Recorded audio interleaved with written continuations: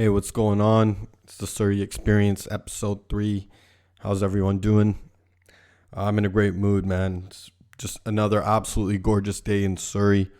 The sun is shining, the birds are chirping. No one got shot last night. Hey, where are all the news reporters when no one gets shot? You know what I mean? Like, if the media paraded around when no one got shot, maybe there would be less shootings. That's my backwards Surrey logic. I'm serious though. We should make a bigger deal out of it when no one gets shot. And the day someone gets shot in Vancouver, but no one gets shot in Surrey, we should throw it in their face like they throw it in ours. The media glorifies all the violence. We should glorify all the peace. Why doesn't anyone write an article about yesterday when there was no violence? No one got stabbed. No one's house got shot up. Oh, by the way, shooting someone's house up is the gayest thing ever. That shit only happens in Surrey. Why the fuck would you shoot someone's house up? I get it. You want to send a message. But what if you hit someone that has nothing to do with your beef? You want to send a message? Shoot up some dude's car or his mailbox. That would be gangster as fuck, right? You shoot his mailbox. All his bills get fucked up. If we just got rid of the shooting up people's houses, Surrey would legitimately be one of the safest cities in the world. And then there's the mayor, Linda, whatever the fuck her name is, right? Fear mongering on the news. What's her solution? More cops. We need more cops in Surrey. No, we fucking don't. That's the last thing we need. You know why? Because you only pay these cops 40 grand a year. What do you think? They're going to put their life on the line for 40 grand? No, they're not. It's just a 9 to 5 for them. They're just clocking in and clocking out like the rest of us. The cops are fucking useless, man. Someone shot a bullet into the police station last week and they didn't even notice.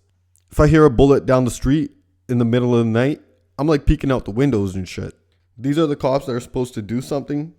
They probably didn't hear the bullet because they were in the station, right? Listening to their iPods with their headphones on, scratching their balls, just fucking around, taking extra long lunch breaks. They're just normal people trying to get a paycheck so they can pay the mortgage. They don't really want to be there. And we don't need any more cops, man. It's fine. Surrey's one of the safest cities in the world. As long as you're not involved in anything, you're going to be fine. When was the last time an innocent bystander got caught in the crossfires? The odds of that happening are next to nothing. As long as you're not involved in anything, you're 99.9% safe. It's just a waste of taxpayer money, man. All these new pigs aren't going to do shit. They're just here for a check. They're going to fuck over legit guys like me because my ride smells a little like weed, so they can justify why they're here in the first place. I saw this fat dude complaining about how Surrey's not safe. It's like, dude, if you're so concerned about your safety, why don't you go to the gym, you fat fuck, right? Diabetes are your fucking enemy. Speaking of the gym, I just had a nice workout. Did some chest, right? A little bit of cardio. Hey man, does anyone know a good personal trainer in Surrey? Has to be from Surrey though, because I don't want to end up with some square from Vancouver. I need some new routines, man. I need to see some more results. I don't have the time to go to the gym 4 or 5 times a week. I need to pack in 5 days of exercise in 2 or 3 days. Can someone make that happen for me? And I'll just throw this out there. I'm not opposed to doing steroids. As long as the side effects are relatively mild, I'm down. Lord knows I've done every other drug in the book. I've been doing a lot of research on steroids. And honestly, they're not that bad. They're only going to fuck you up if you abuse them. But if I was ever to do them, I would just do them once, get in crazy shape, right? And then just try to maintain to the best of my abilities. That would be my plan. I should throw this disclaimer out there. I'm a fucking moron and you should do your own research.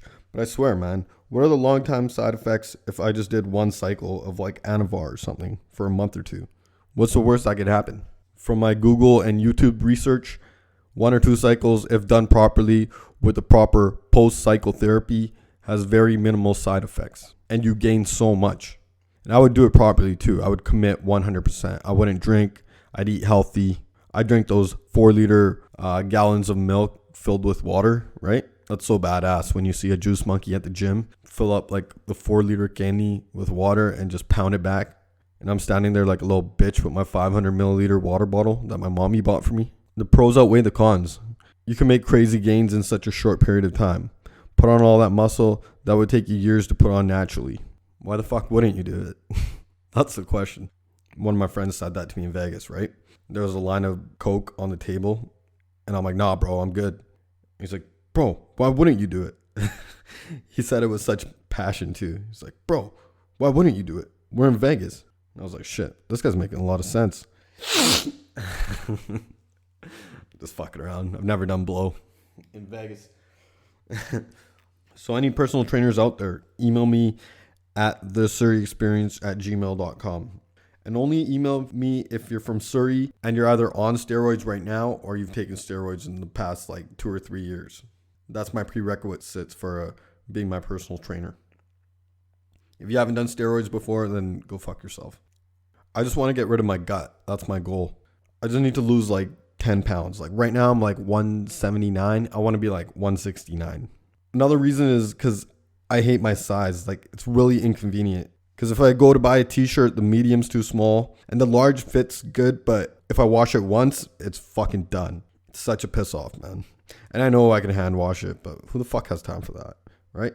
I'd rather just lose the fucking 9 pounds and be in shape for the summer. So if you're from Surrey and you've been on the juice or are currently on the juice, and if you're a dude, no offense to any of the female personal trainers out there, but I don't care about getting a fatter ass. You ever think about that? Like opening up a gym for chicks would be so easy. All you would need is a bunch of squat racks and like some cardio equipment. Because all they work out is their ass and their legs. That was like me back in the day when all I used to work out was my chest and my buys.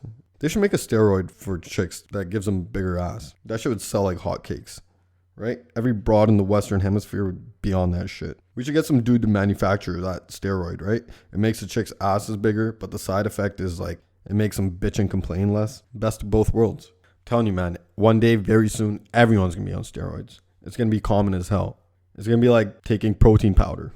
Because we live in a world where everyone's trying to see results ASAP with minimal effort, right? Myself included.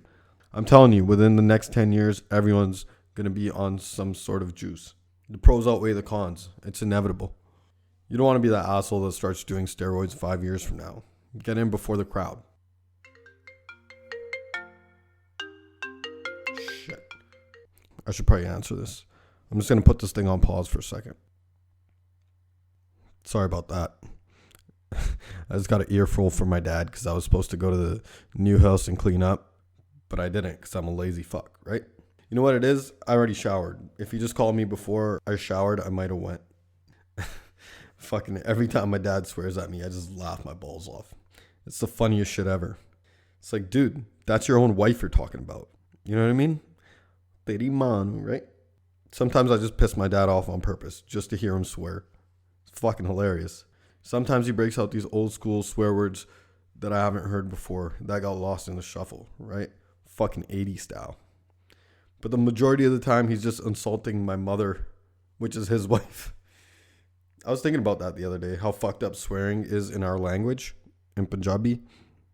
Whenever a dude swears at you in Punjabi, he's never going to attack you as an individual. His entire attack is going to be directed either at your mother or your sister or your daughter, and in some really rare cases, your grandmother, right? So fucked up. Basically, all the women in your life. And on top of that, all the swearing in Punjabi is so transphobic. You ever notice that? The most popular swear word, the most commonly used one in the Punjabi language could be directly translated into your mother's dick or your sister's dick. Not even your mother has a dick, just your mother's dick. Like super nonchalant about it. And if you use the Punjabi transphobic formula of swearing the other way around, it doesn't really work. Like if you come up to me and said, your brother's vagina, I wouldn't really give a fuck. I call my brother a vagina all the time. Your dad's vagina just doesn't have the same sting on it. But if you came up to me and said, your mother's dick, shit would go down. It's kind of beautiful in a roundabout way, right? Shows how much our mothers and our sisters and our daughters mean to us, that we get so offended by it. Shows how much we respect the women in our lives, right? How come there's not more insults directed at people's wives, right? Like, what about your wife's dick? Wouldn't that be more offensive? That would insinuate that you're banging someone with a dick. How's your wife's dick not a more common swear word? I'm so glad Bruce Jenner doesn't speak Punjabi. She would be fucking like super offended. Incest is another big one. You want to get under someone's skin, all you have to do is go up to them and say, hey, you're friends with your sister. Which for some reason insinuates that you're banging your sister. Use that one with caution though. Be ready to go to war if you ever break that doozy out. They should have like rap battles with two guys, right? Two Punjabi dudes just swearing at each other, right? I would watch that. That should be highly entertaining. I wonder how chicks insult each other in Punjabi. Saying your sister's dick to a chick probably won't work. Actually, you could probably just insult them directly because brown chicks are such egomaniacs, right? And there goes all my female listeners. Yeah, but it's been a busy week for me, man. My cousins just came down from Cali and they stayed with us for like the last 5 days. My cousin from Cali's fucking hilarious, right? This fucking guy, he's wore a turban his whole life, but he just cut his hair like 2 months ago. But he's 31 years old. I just went to Cali in October and he was a full-blown giani, right? He had the beard, the turban, everything. Giani means a man who wears a turban for the two white people that listen to this. Who the fuck just cuts their hair at age 31? It got me thinking, like, what's the appropriate age to cut your hair? I was always under the impression that once you pass a certain age, you're a giani for life. All my friends that used to be gianis cut their hair when they were like teenagers, right? You can't just drop the top when you're 31. There should be a limit, like 22 years old. You have to cut your hair before you're 22 or you're a lifer. I wish I asked him why he waited until he was 31 to cut his hair. He does live in the States though. A bunch of racist bastards down there, right? Everyone's fucking calling him terrorists and shit. I wonder what the stats are post 9/11 of how many people cut their hair. Is it just me or did it seem like there was more gianis in the 90s? Americans are so fucking stupid, man. If you have a turban, they'll like call you Al-Qaeda. It's like, how do you not know the difference, you fucking morons? Here's a simple rule of thumb. If the color of a dude's turban matches the color of his t-shirt, he's not a fucking terrorist. You're in no danger. That dude is just trying to get laid. He's hoping that his color coordination skills make him interesting enough to mate with. Gianis are underrated, man. I swear to God, if I ever have a son, he's growing up giani. Whenever I say a giani, I always feel like a sense of relief. A real giani though, because there's 3 types of gianis. There's those gianis that like drink and eat meat and shave their beard out in the open, right? They go to like strip clubs. The strip club gianis. The only giani thing about them is that they have a turban, right? And then there's the second type of giani. Those gianis that gel their beard. These are the tweeners of the giani world. They might smoke a little weed, but they don't go to strip clubs. These are the gianis that get along with the most, right? The beard gelling gianis. Because they're in between. They have all the honor of a real giani, but they have the downness of the strip club giani. And then there's the real gianis. The greatest dudes in the history of mankind. Right? Fucking angels, these guys. The giani who doesn't drink, doesn't smoke weed, doesn't eat meat, doesn't gel his beard. The only hair he might remove from his body is his pubes, which is completely understandable. If I'm ever at a bar and I see like a real giani, I immediately feel like 100 times safer. Because in the unlikely event that shit goes down, the real giani will help you. He won't hesitate to help you. And the real giani is always sober. He always has access to someone's car keys. I'm telling you, if you're ever in any trouble and there's a real giani in the vicinity, run to him as fast as you can. Like if you had one too many tequilas, find a real giani. He'll personally escort you to the nearest bathroom so you can puke your brains out. And he'll probably like tip the bathroom attendant too. Dudes are fucking saints, man. And for all you ladies out there, if some like pervert keeps harassing you, fuck the pepper spray. Run to your nearest giani. Hey ladies, can we give the giani some more play? These guys are fucking angels. Hey, is there anyone else out there that's oddly attracted to gianers? Gianer means a female who wears a turban for the two white people.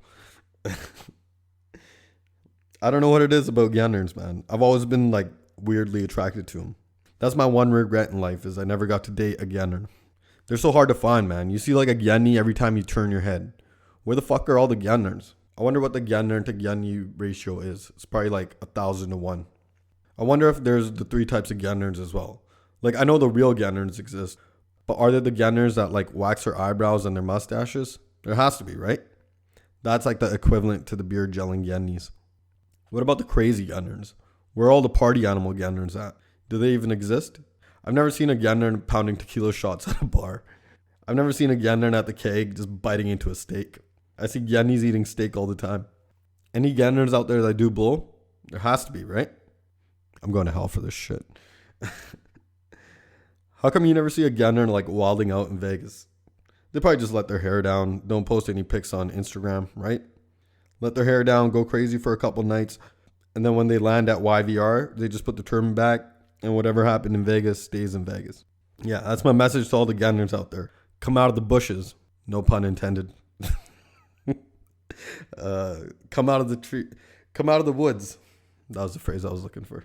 That would be the ideal girl, right? A gianis born in Canada or the States, right? That waxes her mustache, smokes weed, eats meat on vacations, drinks and drives once in a while. Because who's going to breathalyze a gianis? Has a gianis ever got a DUI before? Has to have happened, right? Can someone who works at ICBC back check that for me? Hey, here's another question. How come the girl doesn't get to wear a turban in our weddings? The guy always gets to wear one, but the girls never do. That doesn't even make any sense. There's no fucking equality in our culture, right? Everyone's so sexist. Like the girl doesn't matter enough to wear a turban. They should both be wearing turbans. Like matching ones too. You know who I can't stand? The part-time gianis. You know those ones that'll like wear a turban like twice a week, but the rest of the week they're just rocking a normal haircut? It's like, dude, pick a fucking street. Are you a giani or not?